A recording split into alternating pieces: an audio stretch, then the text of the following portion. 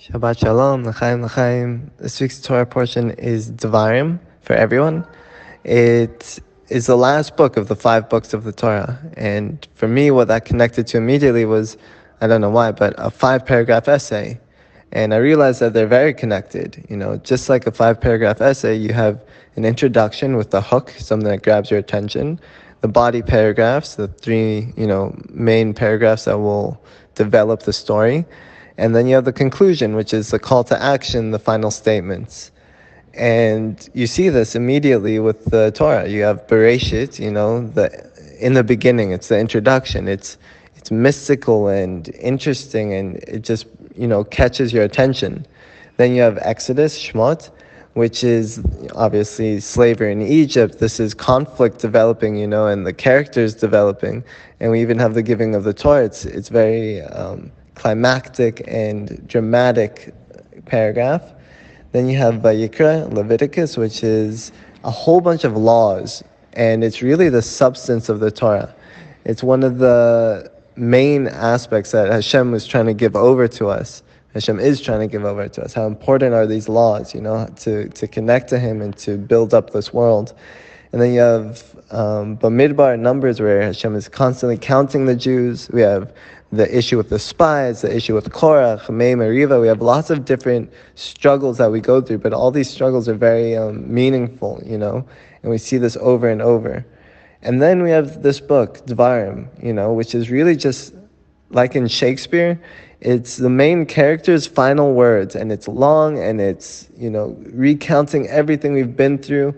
And we need to figure out, what is the call to action? What is Moshe trying to give over to us with these final lines, this final book?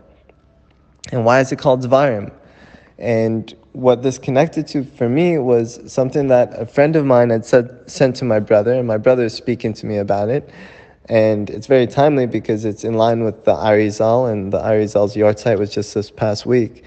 But basically, there's a teaching brought down from one of the students of the Arizal, and he was saying how there's such a holiness inherent in the land of Israel that when Mashiach comes and all the Jews come back, they're going to see how the Jews that have been living here in Israel are really on like a different level. It'll be palpable, something you could see, because they've been immersed in this holy environment for so long that you'll see that, it's within them, it's within their skin, within their bones.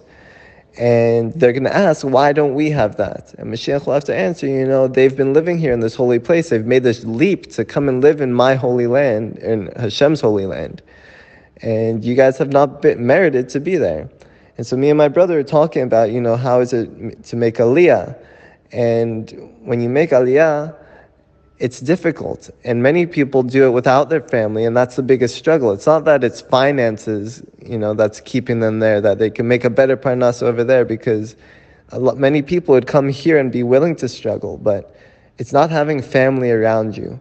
And my brother said to me, it's not true, because we are family. All of Israel are family, and they just need to see it that way. And I responded that maybe it's not them that need to see it that way, but maybe we need to treat them that way. And we need to treat each other that way. And how do you do that? It's with sweet words.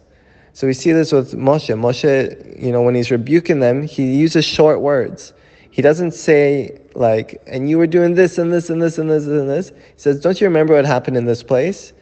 And Rav Zamir Cohen says that this is what we learn, that when you're rebuking someone, try to do it in as few words as possible, because you're not trying to belabor the point.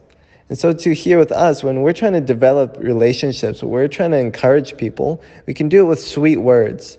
Don't rebuke them overly, but help them. Help these people that are making aliyah, that don't have support sources, that don't have support systems, or they don't have family around here. Help them, speak to them, be here for them.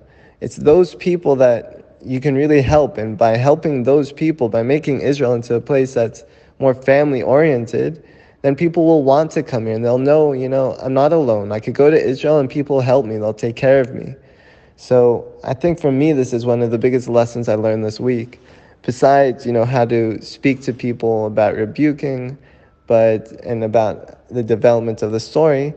But for me, what I've learned is that we need to make Israel into more a family-oriented place. It's small. It's our house, and we have the potential and the power to speak to people and to do things for people. Devarim and Devarim, words and things that we can speak and we can do things to really help people and to make this place into a home.